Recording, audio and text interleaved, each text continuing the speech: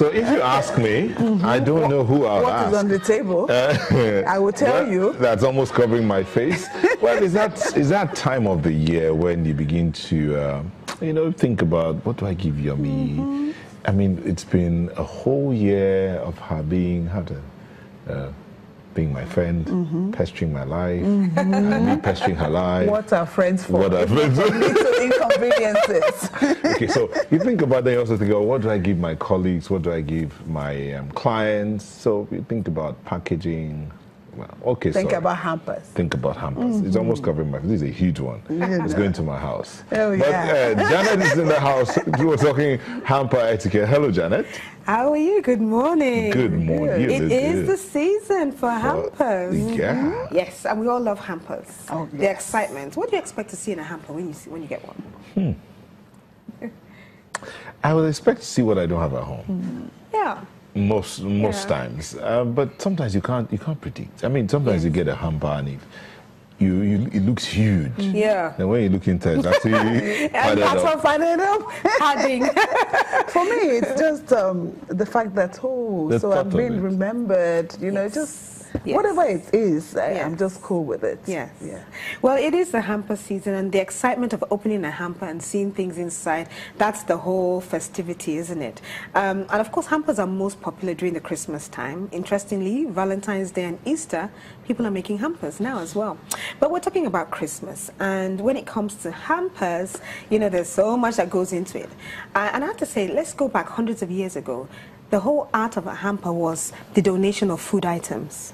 But today what we're seeing is that hampers now, there are different types of hampers. The Christmas hamper usually is a gift. It's a gift to remember, to say thank you, to acknowledge that you're part of someone's life or that you've been part of their business, and they're actually just appreciating you. So Christmas hampers are gifts. But then you can get what we call a charitable hamper, and that hamper is, I've decided to go to a motherless baby's home, and I want to give them a hamper full of clothing items, or food items, or even toiletries or household accessories or essentials. And that is in itself, even though it doesn't come in a hamper form, it's still a hamper because you're donating it to them with the same mind of, I remember you this season and I want to give you that.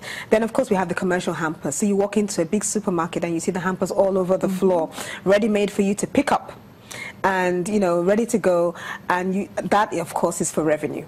Those hampers are because they're trying to generate money, and they're putting items that they think you would find useful to give other people, right? But let's remember, the whole art of a hamper usually is packaging it inside something, using the cellophane that we have here, the sellotape and a ribbon, just to make it nice and pretty. But today, traditionally, of course, hampers were in cane baskets. So around about the last quarter of the year, you start seeing people rushing around for cane baskets to create the hamper. But today, things have changed. We're not just using cane baskets. We're now using boxes as well. We're using trays. We're using, and when I say trays, metallic trays, wooden trays, plastic trays, and we're even seeing plastic containers, plastic baskets now, baskets made out of plastic. All right, and of course we're seeing other customized boxes. So we're seeing treasure boxes, some very big, huge mighty treasure boxes that are used to form hampers, and they look really nice and pretty. Yeah. But of course they're expensive, and we're also seeing board. Some people even use like a cake board, and they stand the items up and they still wrap it up. It's all about how it looks nice. How presentable is that hamper to you? But I have to say though, whatever the size, extra large, large, medium or small, it's a thought that counts. Yeah. But what I'm going to say today is not just about the whole idea of hamper. I'm going to talk about the etiquette breach of hampers. Etiquette breach. The etiquette breach of hampers. And what is it? The first thing you have to look out for is a hamper maker of integrity. Now, sometimes they're not easy to come by, but you will know from the previous year or so. Hamper makers of integrity. Now, you might be the person who makes hampers and you're advertising you make hampers, or you might decide to be that person that customizes a hamper. I made this hamper myself, actually. I put some items together and then I put it, I just presented it nice with the ribbon and all of that. Or maybe an organization gives you a hamper. The whole idea is the hamper maker of integrity is what you need to look out for. And I'll end up by telling you why. Christmas hampers, beautiful. They are gift items. What do we normally see in a hamper anyway? Most times it might be a Christmas cake, it might be Christmas pudding, you might get tinned items, you might get bottled items, you know, some other non-perishable food items inside it. Some people will add a towel, they might add electronics, they might add household wear, they might add glasses, all of it to make it look pretty. You might have a hamper that is just food items.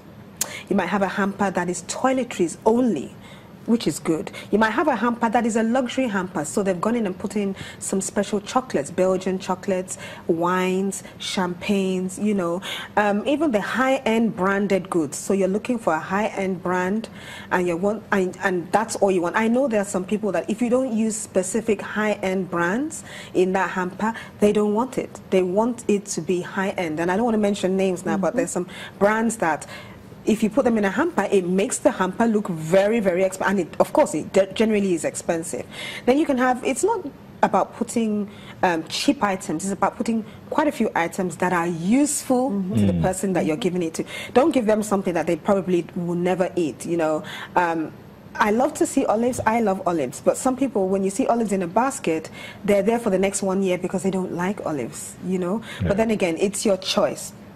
And I have to say that when it comes to the etiquette breach of hampers, many things go wrong during the hamper season. And I'm a victim, I've fallen victim of it as well, and maybe you as well. So for example, I would say, some people decide that they have a lot of things in their pantry, and they either want to create a hamper for themselves, or the hamper maker bought a whole lot of stuff the previous year, wants to get rid of them this year by making hampers as well, and unfortunately those items are expired. Most especially tinned items, packaged items, they expire very easily, even down to bottled drinks. Drinks expire very quickly, and sometimes you see them there, you might not even realize it's expired until you take your time, look at the expiry date, and you actually see that it is expired. So that's one of those things you should look out for. You have to look. So even when you get a hamper, before you open the item and you want to consume it, please check the date, because sometimes, many times, items are expired, unfortunately, and we see it time and time again. Another thing I was going to say is that sometimes, I mean, last year I ordered a few hampers for different people, and I wanted to put some special additions into the hamper.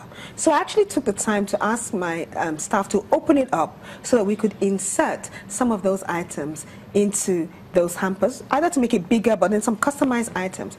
And I found 4 containers of spray starch, 5 bottles of the same wine. So sometimes, in a bid to make the hamper look big, they put duplicated items inside that hamper. And honestly speaking, that's something that you have to immediately report and tell them that, look, I found 5 bottles of the same thing. So sometimes in a rush, they're trying to get rid of some of the products, so they put more things inside. Now, unfortunately, imagine if I had given that hamper out to the person I wanted to give it to, I would look as if I, you know what I'm saying. It looks as if I probably did that, because normally you shouldn't buy a hamper that's got 5 of the same item. I was shocked. I was completely shocked when I saw that, and I felt, thank God I opened it just to see. But not everybody has the time to open it, especially when you buy the ready-made one.